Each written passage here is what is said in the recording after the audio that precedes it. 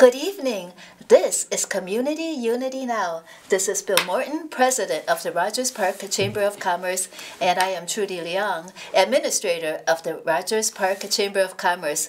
We are so glad to have our special guest today in reflection of Mental Health Awareness Month. He is Scott Wachta, President of the Client Advisory Council at Trilogy Behavioral Healthcare. Welcome, Scott. How are you today? Not too bad. Not too bad. Thank you Good. for having. Oh, thank you. Thank you for joining us. Well, first of all, Scott, as President of the Client Advisory Council at Trilogy Behavioral Healthcare, did you help address any of the housing needs of the clients? Not as a council. No. We're not. I mean, if someone were to come to us and ask us to speak with their team with them, if like a client goes to their team and they want a council member to go speak to a member of their team with them, we can do that. Um, um, but Trilogy does have, beyond that, Trilogy does have its own housing department that tries to find housing for their clients. Is it what challenges do they have in finding housing? For instance, uh, we hear that at the Tui Park, there is a homeless population there intense. Do you know if Trilogy would be able to help any of them, or have they tried? Well, well, I know we do have several homeless clients. You know, they're put on a team just like any other client would be. And they come to see their caseworkers. Because I know, because when I go in the office, to the council office, I'll see them, and they talk to their caseworkers. You know, so they have the same, basically same services that I would. You know, and I'm not homeless. You know, so if they could, so in that way, if they worked with Trilogy's housing department, then possibly they could find housing that way. You know. So that means that if the tent residents were to go to Trilogy and ask for resources, Trilogy might be able to help them with the first steps toward finding housing. Yes. I think it's on Tuesday and Thursday between 10 and 2. They have walk-in appointments, walk-in intakes, and then you can they'll take at least 5 per day, I believe, on Tuesday or Thursday. And then you could get they'll ask you some questions. Then they'll decide if they can service you. You know, they can provide you with services. Okay, that's very valuable information, and we'll be sure to pass that along. So Okay. only 5 persons per day that you're able to help, and well, that's already 10 per week. Do you have any?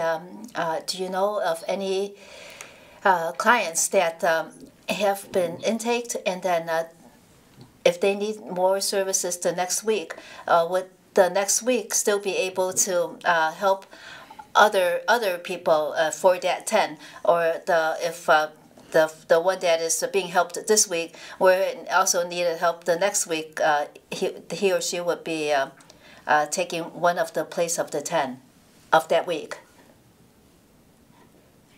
Okay, so if somebody walks in and they're accepted as a client, then they're a client, you know, until they decide they don't want to be a client anymore. You know, they don't come in for services, or they want to terminate their clientship with Trilogy. So the people that are not accepted, Trilogy will give them resources that they can go and like try to find services elsewhere.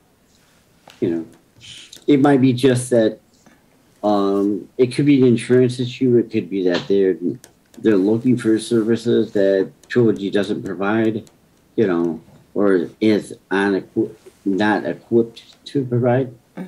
You know, that happens in some cases. So, Are there charges? Are there charges to the potential client out of pocket? no. So they have a client assistance fund, okay, and that will help um, pay for their services for like the first 90 days, and then in those 90 days, Trilogy will try to get them into Social Security so they can get an income. So this is after they've done the intake and they decided, yes, we're going to have a pretty good chance of getting this person, you know, some funds, you know. And it was a trilogy, right? That helped you find your permanent housing. Yes. Yeah, I came through a different way. I lived at Albany Care, and then through the Williams decree, I was able to move out, and Trilogy's helping me, well, still helping me, I guess. But no, their transition team came out to Albany Care. They showed me some apartments. I picked one. Then they just assisted me with my services since then. Have there been any homeless individuals that you know of that Trilogy has helped, and then that person has stayed on and worked at Trilogy? Oh no, can't.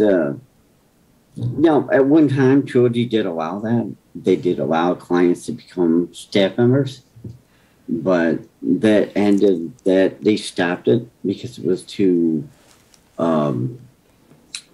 much of a conflict of interest with the staff member, being a former client, you know, and I kind of find that at Albany, you know, because I lived at Albany and now I work there, and there's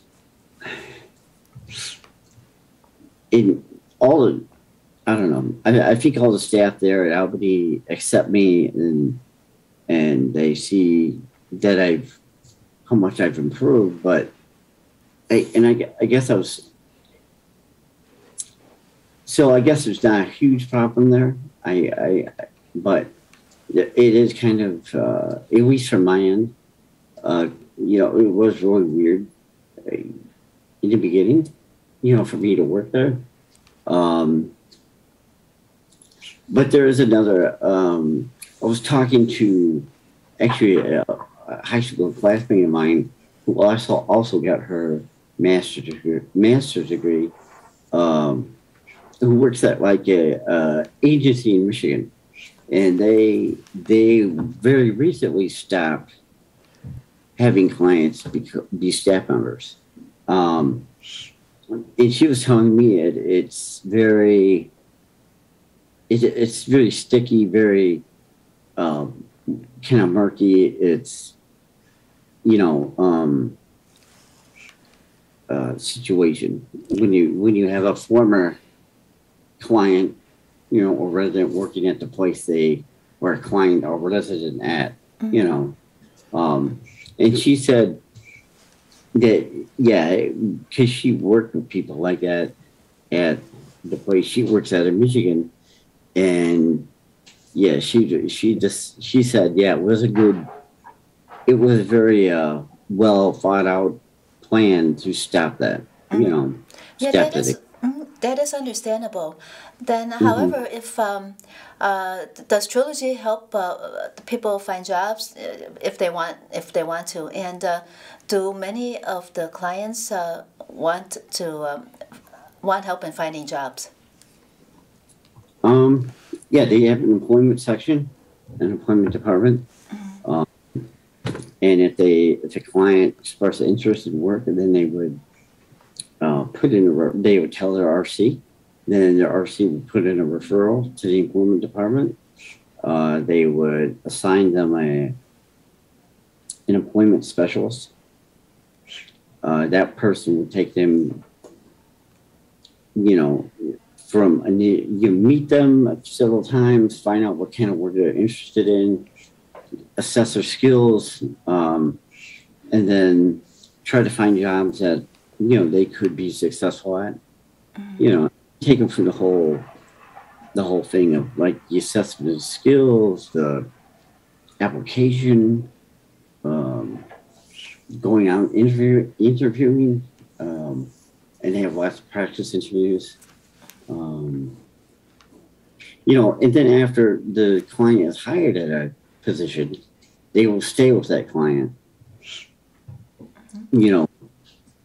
to counsel them on the job, Do So, the clients get to switch caseworkers if they want to or need to?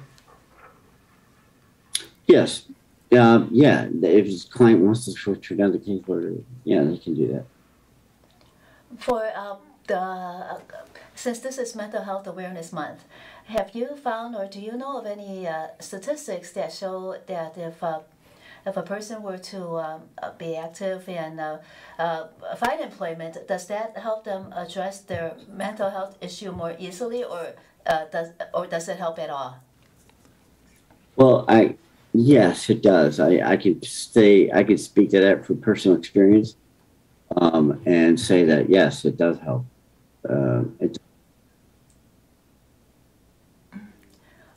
Do you have any? Do you know of any homeless people that Trilogy has helped? And then could you maybe have, of course, don't mention names, but could you give us some scenarios about what happened and how Trilogy was able to help? Because that is such a great important issue right now in the community with homelessness. Well, I mean, it's.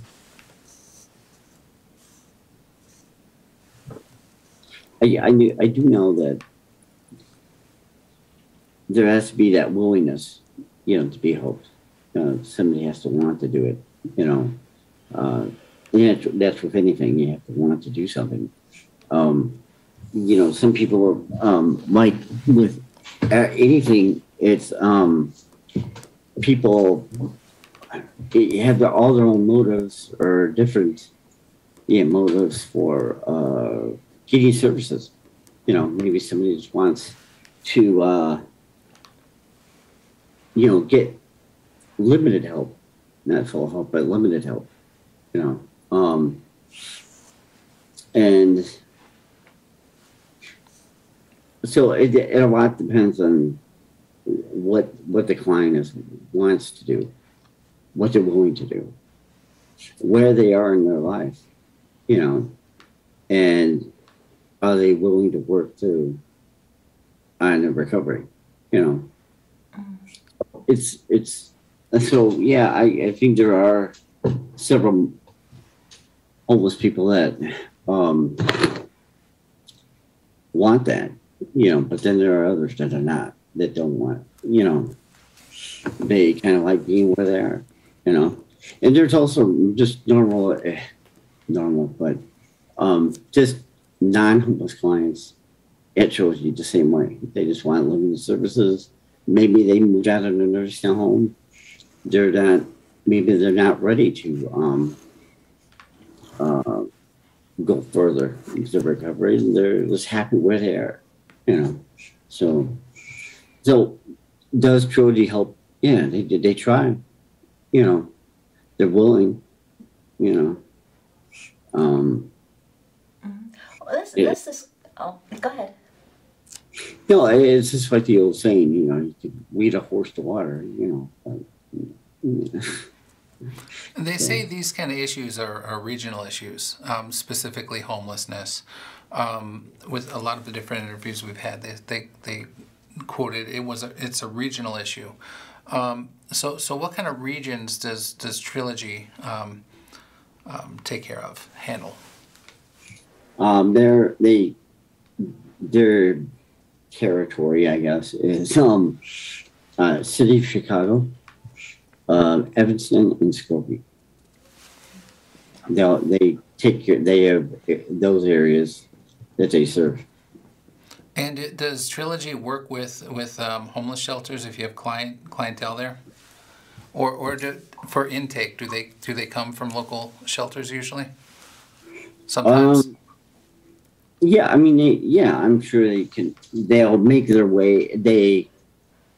Trilogy's information is at the shelters, I would imagine, and if like a client of that shelter, picks up a brochure or whatever, and they walk into an office, and they can get intaked if they want, and try services out at Trilogy.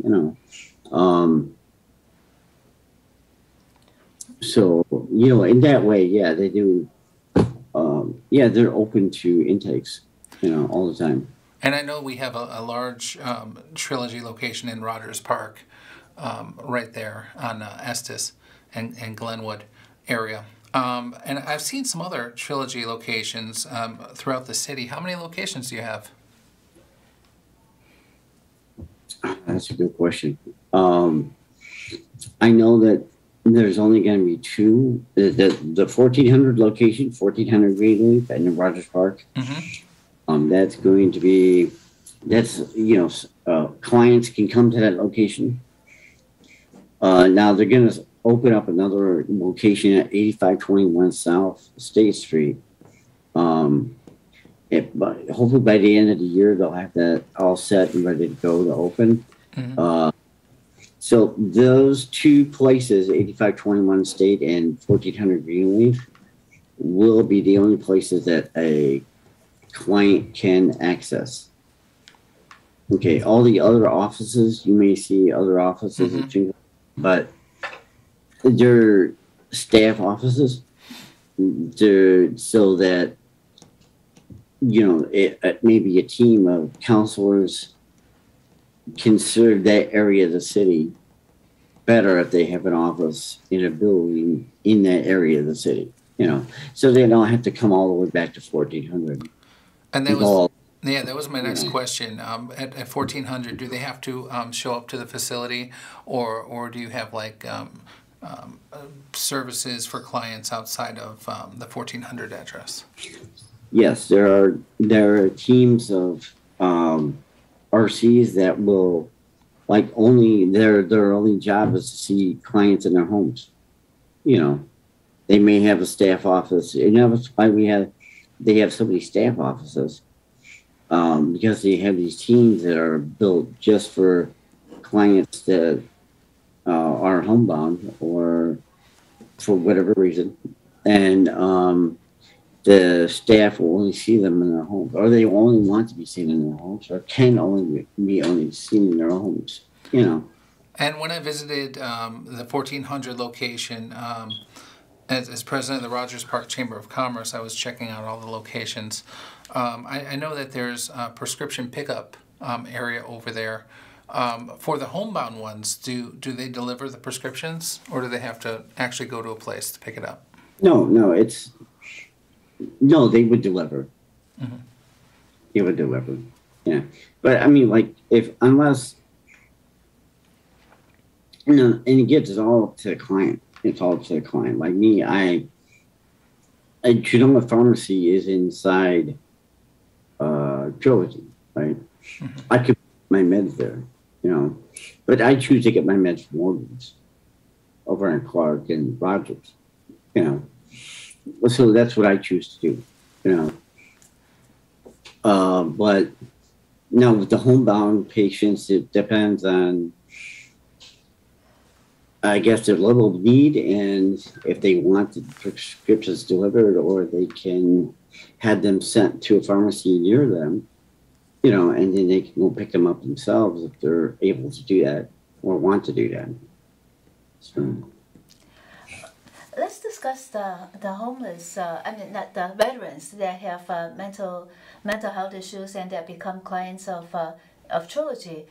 Do you know the percentage of clients that are veterans? or veterans. Not,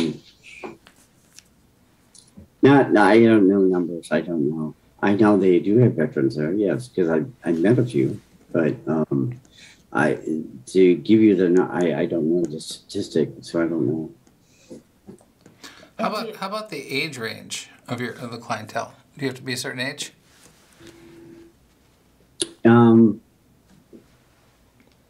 No, they have on. I know that on Peterson they have a child and adolescent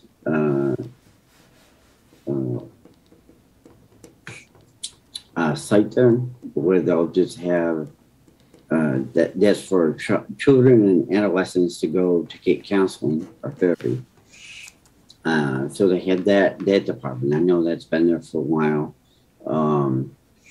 And beyond that, I think that they'll take like at the 1400 location, you can be anywhere from like 18 on up. Even at Albany Care, we're we're seeing some pretty young kids, getting admitted there. Like we're talking like 20, 21, not many, but I mean they're there, so. Let's go back to the veterans. So when you have you noticed that if there are homeless clients that go to Trilogy for help, are there many of them that are veterans or not necessarily? I do know that they yes, we have veterans there, and we actually had a couple years ago, they did they were doing like staff spotlights, right? So they highlighted or spotlighted the staff that were veterans, that they could, so that the reason they did that was because, they wanted to pair up veterans with the staff, so they would have like, I'm going to Trilogy for mental illness. And there's clients there that have mental illness. I can relate to them. Caseworkers, that work in that field, I can relate to. And they went through school, so they can relate to the mentally ill. The same thing with the veterans is they wanted to pair veterans with staff who were veterans, so they'd have somebody who would kind of understand what was going on with them from a military perspective, because that's just a different world, military life and coming back to civilian life, Yes. Do you know if Trilogy receives any funding to help clients that are homeless? Oh yeah, there's grants and things like that they can access and apply for, and now I'm not sure of the numbers or if they have gotten any of those grants or anything like that, but I'm sure that they're there, to be gotten, and I know they just hired a grant writer, so they're looking to tap into those resources, and actually, like in the beginning of the pandemic, the Beacon was closed as a drop-in center, right? And they closed it. They didn't want anybody, they wanted to keep everybody socially distanced, right? So they opened it again in I'm going to say early last year, early 2021. maybe even before that, maybe late 2020, perhaps. Okay, but they put a limit of 10 people on. Only 10 people could be using the beacon at any one time, but they restricted the use to high-risk clients. And they define high-risk clients as homeless people. So only homeless people were able to come to the beacon, homeless clients, I should say, were able to come to the beacon during that time. And that lasted all the way till I don't know, the beginning of this year, beginning of 2022 sometime, they opened it up to other clients. They still had a limit of 10, and they just increased the capacity to 20, so they're slowly coming back into fully opening the beacon, when they hire enough staff back and, they get the staffing issues and funding issues, taken care of, then they will open the beacon fully. Well, Scott, unfortunately, we have run out of time. There is so much to Okay. discuss. Thank you so much for joining us. This is Scott, Watch the President of the Client Advisory Council at Trilogy Behavioral Healthcare.